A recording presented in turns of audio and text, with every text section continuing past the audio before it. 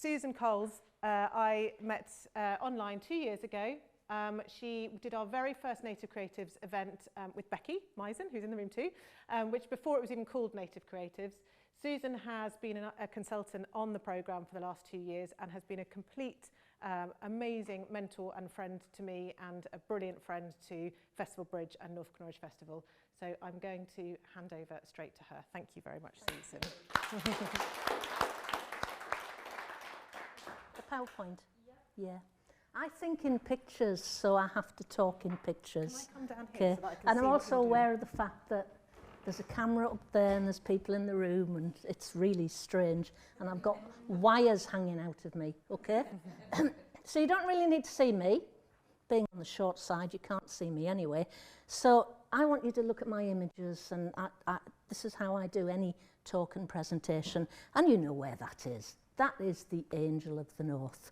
And at the bottom of that is me and some of my network in the Northeast, who have worked very closely with the network here in Norfolk, Norwich, over the last couple of years. And what I'm going to try and do in my 15 minutes of fame is just to kind of go on a little bit of a wander with you, okay? So when I talk about going on a wander, I would like to quote Tolkien, who says that not all those who wander are lost. So I'm going for a wander and you are coming with me. Are you all happy to do that? And I want to make you think about things and don't necessarily want you to have answers to things. So you will remember being little. Some of us are still little, right? But you remember this question that was asked a lot as you were growing up, which is, you know, what do you want to be when you grow up? And it's funny now, because I don't think you can ask a 5-year-old that question anymore, because kids are going to have micro careers. And because the world is changing rapidly, exponentially, so it's not that easy to do it. So have a little think yourself when you were asked, maybe when you were 5, what you answered. Because my answer is a bit strange, actually, because my answer started with, I actually wanted to be a nun. Mainly because they wore these really nice habits and they're quite stylish, and because I was in a Catholic family with lots of nuns around. But when I was 16, I just wanted to be a revolutionary militia in Cuba. So there's quite a leap there, isn't there? Because of things that happen in your life. So this is us sitting here in this room. You have to get a little bit of art history in. And I know that this is a topic that I talk about a lot, and some of you, I've talked to you about it, you know, but what is it that makes you what you are? What is it that drives you from those very first influences to things that have happened in your life? So the great art that we think of is Rodin and the thinker. But I also like to think about, thinking's very hard, isn't it? So a bit of Cat Colvitts, because it is hard to just sit and think. And because I thought we'd chuck in a little bit of art history as well, I thought I'd show you a piece of sculpture you've never seen before, which is about this high, found in the 1950s, 7,000 years ago. Somebody created this sculpture of a man and woman actually thinking, human cognition and introspection, right? You can see who's the man because he's thinking really hard, and apparently you can see who's the woman because she's got a fat bottom, right?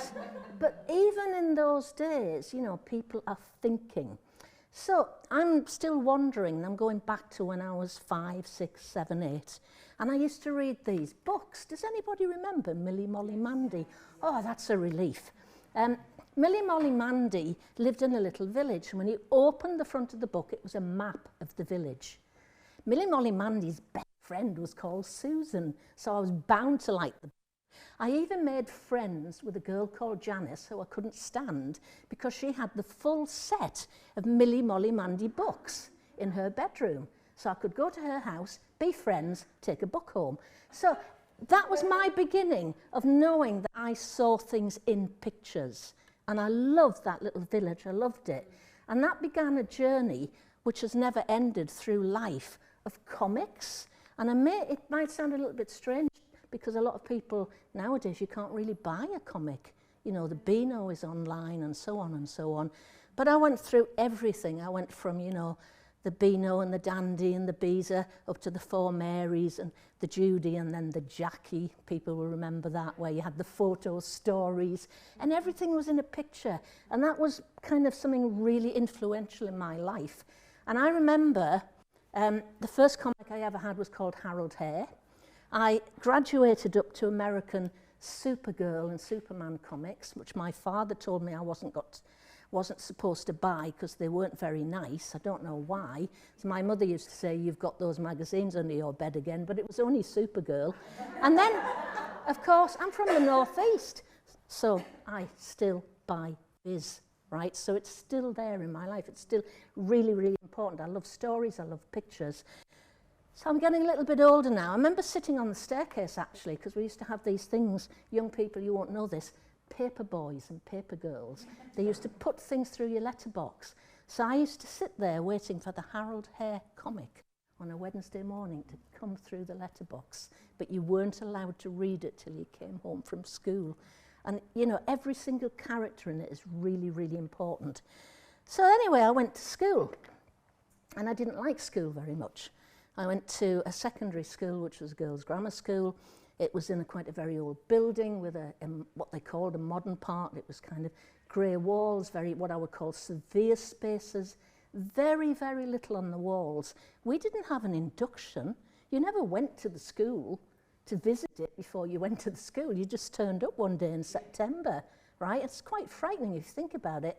And in the first week, I found it really intimidating. I didn't quite understand everything. I didn't know lots of people. And then on the middle of the week, I walked into the art room. And there is a little picture there, and there is a little lady in the middle of it, and she is called Sister Catherine. And Sister Catherine ruled the art room. And I walked into that room that day, and I knew that was my safe place for basically the rest of my life. I can smell it, I can feel the old wooden tables, I could draw the whole room, every cupboard, every handle, everything in it. Because those moments in your life can change everything that you do forever. And that's something that you do in your classrooms as teachers, but you don't know you're doing it. And it wasn't enough for me. I'd go in there, I was like a sponge, I was soaking it all in. And it's still right there inside of me. So it's just a room, it's just a moment, but it changed my life. And I would go in after school and I would go in the holidays and help her to tidy up. And she was really inspirational. She had things around the room that we didn't have at home. We had books at home, but we didn't have art books. So she had an art library. She had a record player. She plays jazz records. She was an extraordinary woman. And then she gave me a book. And that book was called Pleasure from Pictures. Now, you can't see what's on the left-hand side of there, but it's extracts from my school reports. So I'll read them to you. Could do better. Must work harder. Not doing her best. Susan could do better. Satisfactory work, but far too silent in class.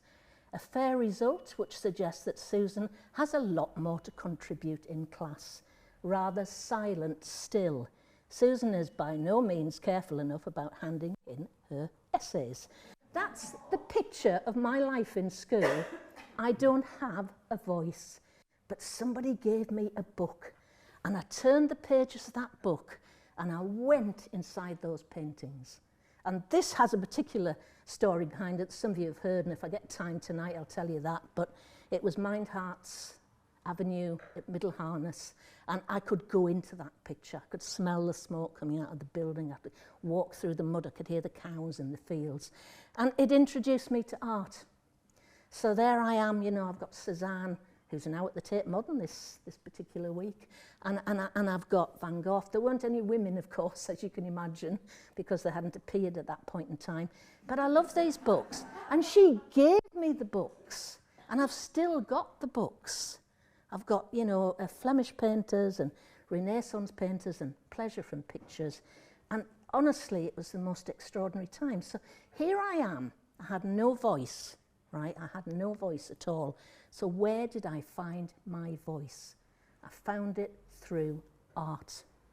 And quite frankly, I haven't shut up since, okay? But how did I become all of those things? Because it doesn't make any sense to me. I had no career path. I had no plan. There is one word consistent there on everything. Artist, artist, artist, artist. And it doesn't matter that I'm not exhibiting in the Met Gallery or in the Tate Modern. If I can model something, if I can be part of the sketchbook circle, hands up if you've been in sketchbook circle, right? If we can do things like that, that's our art. If we can be as dancers, dancing around the kitchen or shouting out the scores on Strictly, we are still the dancers and the artists, and playing our guitar, we're still the musicians. So now, because I am wandering, as you know, I wasn't born in 1945, by the way. I'm putting that up for a reason. Because right now, there is a war going on in Europe, which has been ignored during the National Royal Mournathon, right? And the war in Europe is worrying. But the war in Europe is similar to what we went through in the pandemic, right? We had massive disruption. We've just had 2 years of massive disruption. Please don't forget that a lot of people died from a rampant virus. And please don't forget that you couldn't get toilet rolls, pasta, and all of that stuff because people were being so self-absorbed, obsessed, and greedy. And the world changed, right? In 1945, we had death, disease, borders, countries torn apart, identities, people reinventing. We had people who were illegal immigrants going across from country to country. We had women doing things they'd never done before. They were allowed to drive buses and deliver milk and become ministers in the government, great people like Ellen Wilkinson, right? All these things going on. So there's a story here because at the end of the Second World War, right, just get these pictures up to make you remember it, those of you that do, but nobody in this room will. At the end, that's my dad. My dad was a young soldier who was very, very badly injured in the last few weeks of the Second World War. And he spent 2 years in hospital.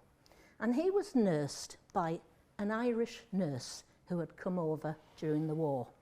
And they fell in love. Isn't this a lovely story? And they got married. And they had 4 children, a son, a daughter, and the twins. That's for you, Becky, right? And all of those people have got something creative in their lives. My brother is a full-time artist. My sisters are in other kind of occupations, but they're very, very creative people. And it is only now that I realise the importance of those people. Because when my dad was recovering, my mother was his nurse, he did occupational therapy. He made ships out of wood. He sewed, he embroidered, he knitted, he crocheted, because that's what it was in those days and those times. So he was using his hands all the time, rehabilitation. And you don't realise until later in life what your parents have done for you. You really don't. And you know, the world we live in now is the world on the left. And I was more the world on the right, and actually I preferred it. There was a lot less anxiety, okay? We didn't have central heating anyway, so we're all right, you know. But my mother was always doing something with her hands. I never saw her sit and just watch the television. She was sewing, she was crocheting, she was knitting, she made our clothes. My dad had a shed outside, he'd be sewing wood, inventing things. Well, he had this craze for making things out of wrought iron, not sculptures, just things you would put your telephone on or whatever. And this was surrounding you. And I remember drawing with a green wax crayon on the wall in our house and getting wrong off one parent and getting praised by the other parent. So, you know, this is an early sort of thing. And Kenneth, you might remember Wooly because you spent some time in Scotland growing up, didn't you?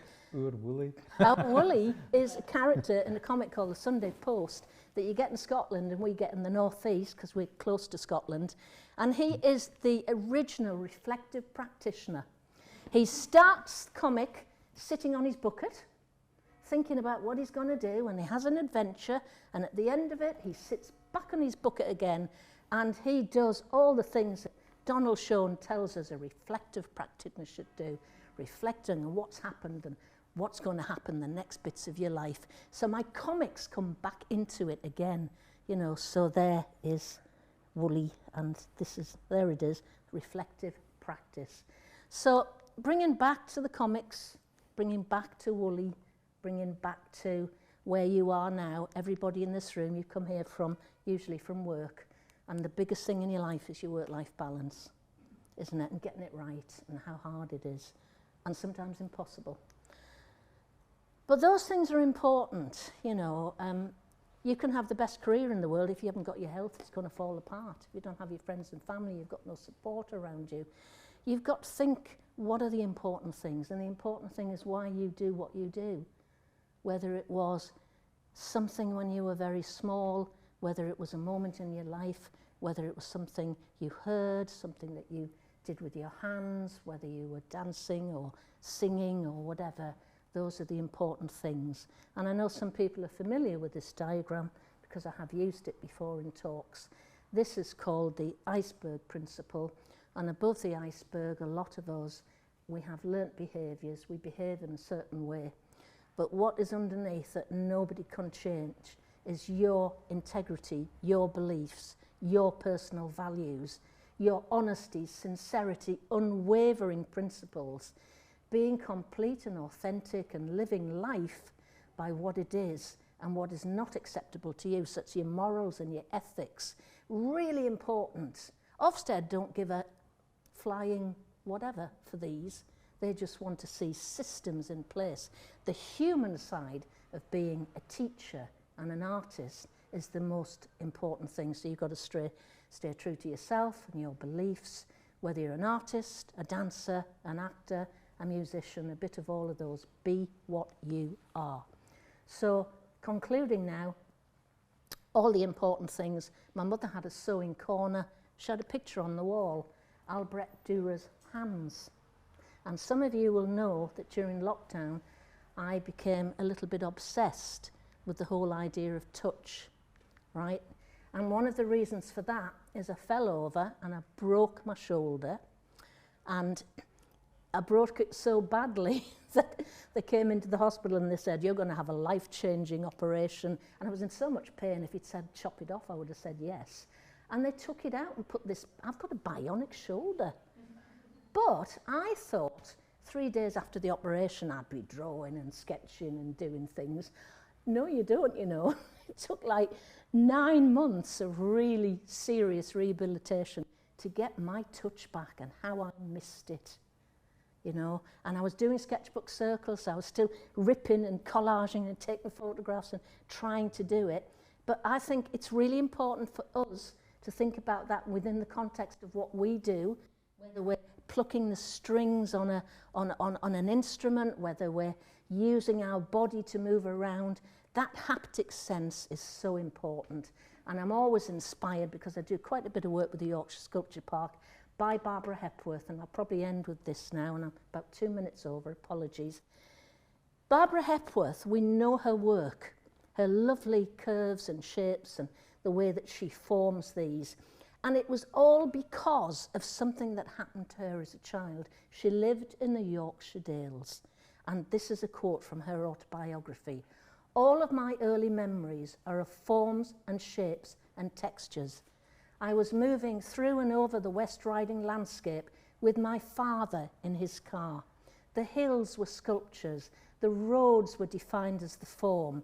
Above all, there was the sensation of moving physically over the contours of fullnesses and concavities, through hollows, over peaks, feeling, touching, seeing, through mind and hand and eye. The sensation has never left me. I, the sculptor, and the landscape. Barbara Hepworth. And isn't that amazing when you see that? So going back to our Woolly on his bucket and reflective practitioner, this is what I want you to think about tonight. What were your light bulb moments when you were growing up? Where was the room that you walked into, the place you went to, or the music that you heard? And here's a really good question to end our day. If you could have a conversation with your 18-year-old self, what would that be like right now, this moment in time? And as Millie Molly Mandy did her map, right, I do my map of my life inspired by everything that she did in her map. And that is the end of my talk.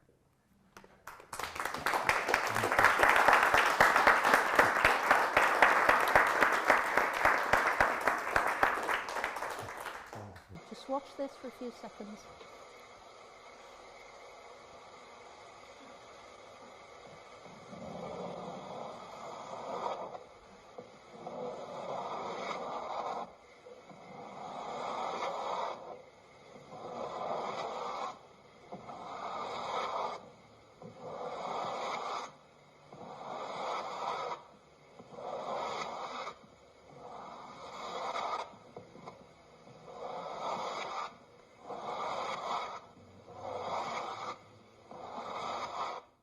Now, just move forward.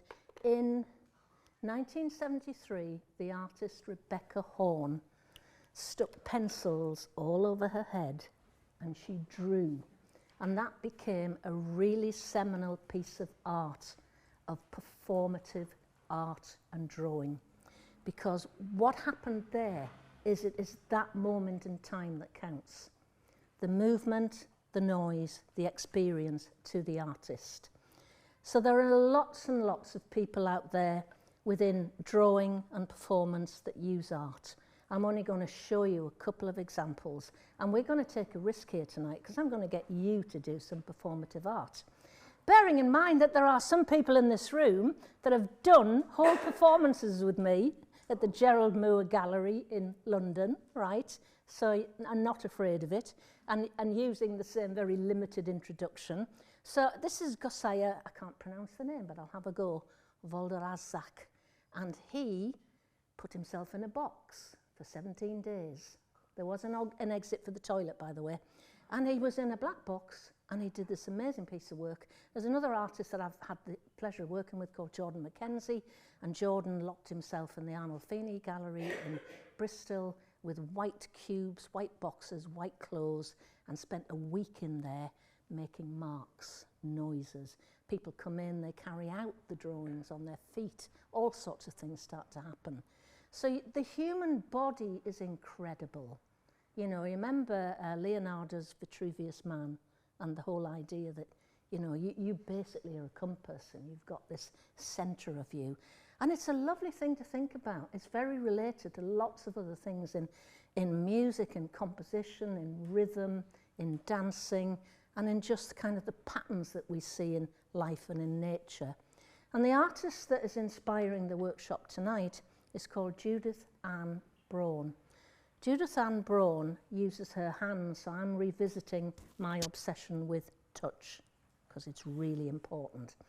Now, she does not use stamp pads from W.H. Smith's, by the way, okay? She should, because it would be much quicker. Judith Ann Braun grinds pigment up from charcoal, etc. She makes all of her own things. And she does performative art. She does it live in a gallery, she does it sometimes with an audience, sometimes it's pictorial, sometimes it's just literally of the moment, sometimes it's in silence, sometimes it's to a soundtrack. So I'll show you a couple of pictures of Judith, and I love the way that these kind of happen. And it's inspired some of the work that I've done in workshops for the Big Draw. And this is Big Draw Month, everybody. So this all links in with it. And there she is in the middle of it. She's been quite ill in recent years and has found her art to be a real way of escaping the illness that she has. So you can see all the different things she does. And she's doing it all by dipping her fingers into something and making these marks. And there's something lovely about getting mucky. And kids nowadays are not getting mucky enough. You know, oh, I can't touch that piece of clay. Oh, I can't do that. Wiping your hands all the time. And we've had 2 years of wash your hands. Sing happy birthday. Do you remember all that? You know? And you know, people at home now, they're probably busy sanitising because they've got nothing else to do while they're watching this. But I do workshops and I just say to people, right, I'm going to give you a word in an envelope. and you will be in 5 groups, so we'll have to split up a little bit here tonight. I'm going to give you a word, and I'm going to give you about 25 minutes to come up with a piece of art that can be adhered to the walls. We've got paper clips here. Could be on the floor. Do not get anything on the carpet. You'll get killed if you do that. You could use the table space. You could make it something that is 3-dimensional, just as these teachers are doing, and you have to just basically illustrate your word. Now you can do it by having it as a freestanding piece of art and just talk about it for 2 minutes, or you can do something and then in the last 15 minutes of this workshop you might want to do your performance. So this will happen in different ways. You might want to use sound effects on your phone, you might want to use noises, you might want to use the human voice, but you will illustrate whatever is in your little envelope. And we have, even health and safety wise, given you wet wipes. So you don't walk out of here tonight being a danger to yourself and the public, right? And I love this because I never ever know what's going to happen. And we've got some really big bits of paper here with some masking tape. You can join them together. There is loads more paper down there. If anybody really desperately needed a roll of paper, we could manage to give you a roll of paper as well. So we need 5 groups, and I need the people to come up, 1 from each group, get the envelope. I need you to sit down. I need you to just work together on what you'd like to make or do, and then we're going to go for it. And the last 15 minutes, we're going to share and present. How's that? Can we do it? Yes.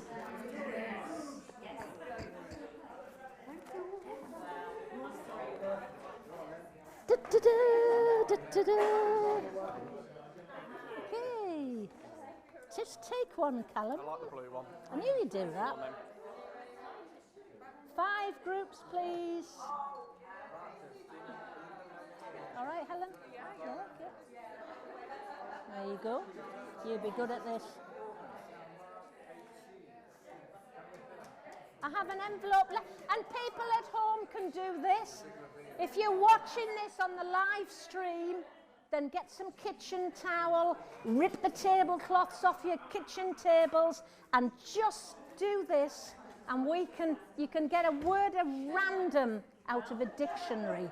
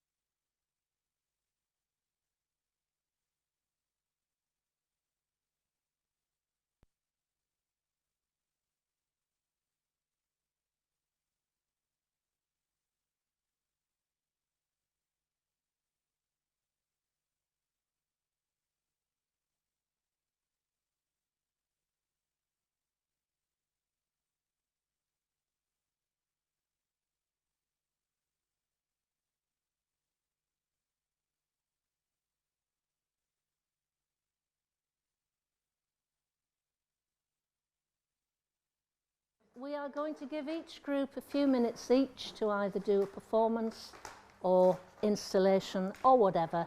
I don't know if any group would like to volunteer, and if you want the cameras to point to you, you need to wave your arms so that they can do that. So who would like to go first?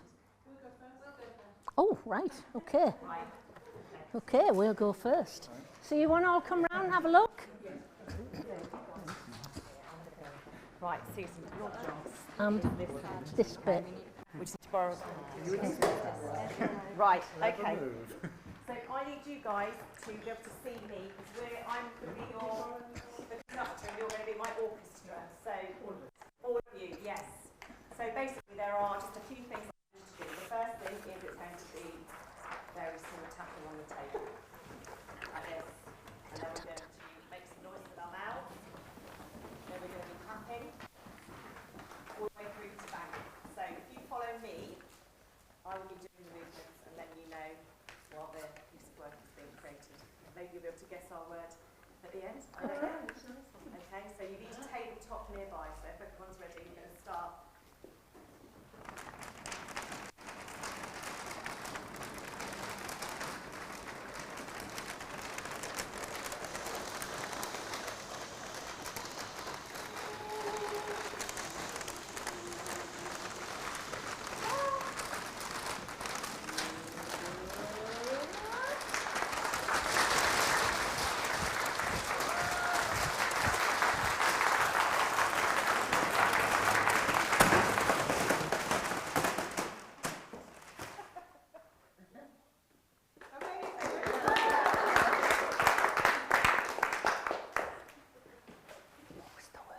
word. A word like growth or development. Well, it definitely does do that. It definitely has a peak. Yes. That's close. Very good word, very close. It's a natural phenomenon. Close. Very close.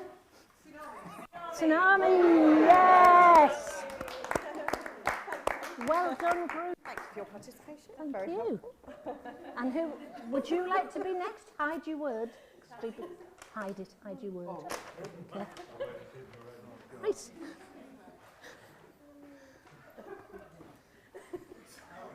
You're entertained. Are we ready?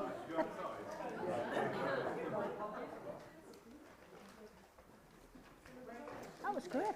I love that. Yeah.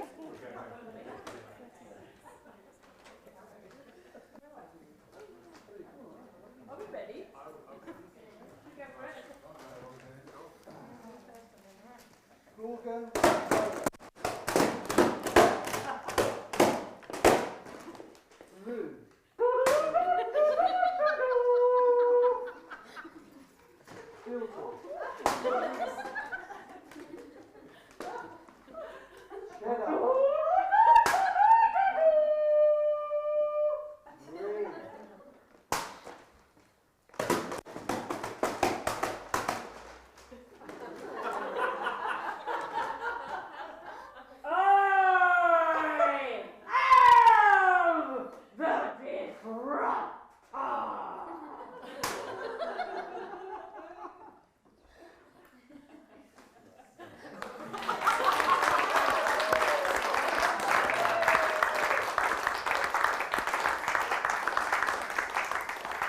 Did I guess the word? Classroom. That's it. Anybody? Anybody? No? No, no. Disruption? Yes. Disrupt. Well done. Right, we've got 2 groups left. Right, do you want to come and see this group, folks? Oh, look at the washing line. Look at that. Performance, it's more of a process. So we just started folding, and then we really quite enjoyed what was happening, and we're using the inks and turning them into sponges and the pencils and following a space and a shape and a line that seemed to evolve from that process, and then they were then demonstrated on a line. So it was quite a sort of haptic, sensual, lovely process actually, after kind of, using our hands. It was wonderful. And they're all very, very different, aren't they? That one looks like little matchsticks, doesn't it, in a box. And you did look actually very engaged in the folding and the creasing and the... Yeah. Do you like doing the ironing? No. I don't even know what that is. You're missing a trick here. I just thought that was really lovely. Yeah. But do you know what their word is? There's 3 words. Oh, this could be hard. Oh, close. Clever. Johnny Cash. Draw the line. And that's what they've done. Drawn the line. That's brilliant. And we've got our final one over here. If you want to take any pictures of anything, now's the chance, because we're going to clear the tables in about 5 minutes. Ladies and gentlemen, this is also a participatory one. If you would like to participate, please come and stand this side of the paper. If you would like to observe, stay where you are. Okay, fair enough. I will be pointing at you then.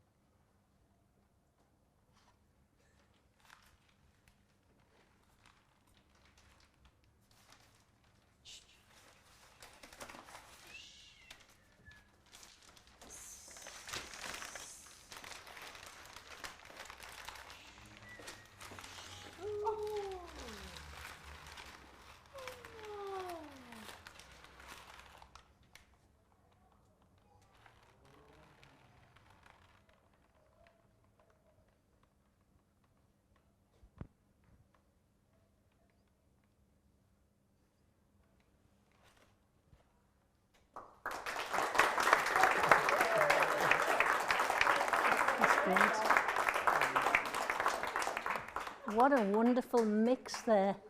Don't get any on the carpet, I'll get the sack. Please, wipe the carpet. Now, what a guess. That's beautiful. Can we guess the word? Wasn't that elegant? What was the word? What? Oh, thank you. Yeah, it was brilliant. Undulate? Or close. Wave. Waves, getting there. Wavy? Very close. Thank you, flow. Flo? That's fantastic. And something like love the sound and movement. Flow ? From Kenya. Oh,